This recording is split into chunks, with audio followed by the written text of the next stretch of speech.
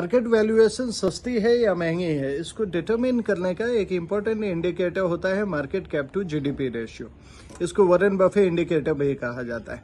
Market cap मतलब जितने listed shares हैं उनका एग्रीगेट मार्केट कैपिटलाइजेशन, और जीडीपी मतलब total value of goods and services produce in a country. अब दोनों को डिवाइड कीजिए और रेशियो अगर 75 आता है, जो कि एक एवरेज है, तो 75 से 100 काफी रिजनेबल मार्केट होता है। अपने मार्केट में एक असेट एलोकेशन करके पैसे लगाने चाहिए। 75 के नीचे कभी कभी क्रैश काइंड ऑफ सिचुएशन में आता है, जो कोरोना 2020 में आए या 2008 की सबप्राइम क्राइसिस में आया।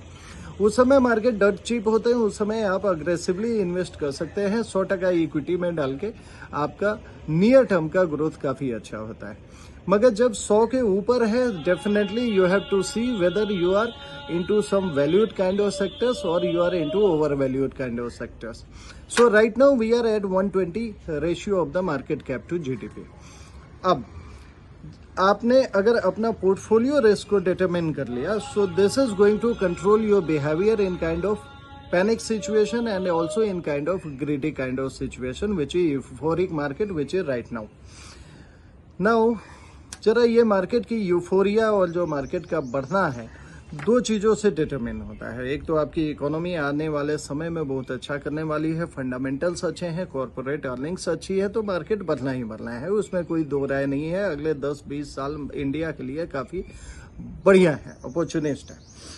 नाउ एक और चीज होती है डिमांड और सप्लाई का खेल।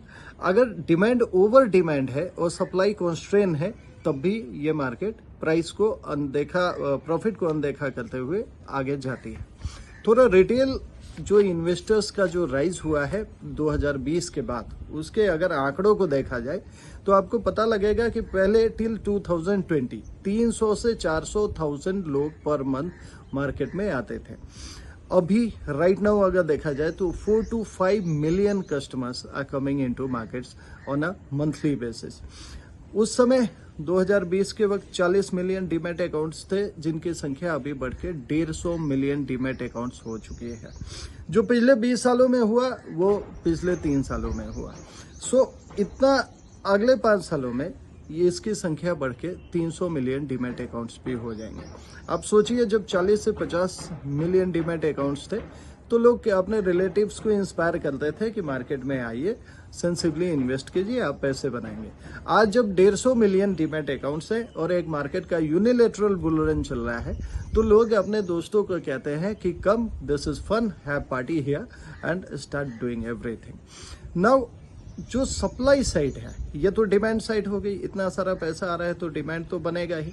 मगर जो आपका सप्लाई साइड है, देयर इज ए कांस्टेंट, जितने लिस्टेड शेयर्स अवेलेबल हैं वो तो इतने ही हैं। इसको कैसे बढ़ाया जा सकता है? या तो नए आईपीओज आए बड़े साइज के, तब बढ़ेगा, या गवर्नमेंट अपना डाइवेस्टमेंट प्रोग्राम को शुरू करे। तो हो सकता है इलेक्शन के बाद डाइवेस्टमेंट प्रोग्राम शुरू करे गवर्नमेंट, सप्लाई साइड बढ़े, इसके बाद एक मार्केट हेल्दी होने की सिचुएशन हो, या बड़े बड़े आईपीओ जैसे रिलायंस जियो वगैरह जो होल्ड किए हुए हैं ये भी मार्केट में आते हैं, और फिर ये मार्केट हेल्दी की तरफ जाएगा। हेल्दी का मतलब है ओवर वैल्यूएशन से स्लाइट करेक्शन होके मार्केट की हाइजीन सही हो। It's all about whether you are making money और not into the markets. So आपका पोर्टफोलियो रिस्क क्या है? मार्केट तो बड़ा कॉम्प्रिहेंसिव वर्ड है, इसमें तो लार्ज कैप भी है, मिड कैप भी है, स्मॉल कैप भी है, सेक्टोरल फंड्स भी है, मल्टी कैप फंड्स भी है। अगर म्यूचुअल फंड की बात करें, डायरेक्ट स्टॉक की बात करें तो F&O मार्केट है, आपका कैश मार्केट है, स्पॉट मार्केट है। F&O मार्केट डेफिनेटली, चूंकि पिछले 5 सालों में अगर कैश मार्केट 2 गुना हुआ है तो ये 35 गुना हो चुका है। So there is something to play very cautious into these sectors. So when all these corrections start happening, तो डेफिनेटली एक पैनिक का माहौल भी बन जाता है। पैनिक का माहौल इसलिए नहीं बनेगा कि आपका पोर्टफोलियो एक म्यूचुअल फंड के अंदर है या मार्केट में है, इसका माहौल इसलिए बनेगा कि कुछ लोग जो स्पेकुलेशन में हाई बेटिंग कर रहे हैं उनका नुकसान ज़्यादा होता है और वह एक कैस्केडिंग इफेक्ट लोगों पे ज़्यादा होता है। सो अपने पोर्टफोलियो को ज़रूर रिव्यू करें अपने फाइनेंशियल एडवाइजर के साथ, ट्रस्टेड प्रोफेशनल फाइनेंशियल एडवाइजर के साथ, और अपने स्टैंडर्ड डेविएशन पोर्टफोलियो की उसको मिनिमाइज करें। देखें कहाँ ओवर वैल्यूएशन है, वहाँ से रीजनेबल वैल्यूएशन की तरफ ज़रूर आएँ। ऐसी बातें हम करते रहेंगे, बने रहिए। मेरा नाम है डॉक्टर कुमार गौरव और एजुकेशन की एक मिशन चला रहा हूँ फाइनेंशियल लिटरेसी की, एजुकेट, एम्पावर, कोलैबोरेट। बातें अगर समझ में आ रही है, अच्छी लग रही है, तो अपने यार दोस्तों से ज़रूर शेयर करें। धन्यवाद।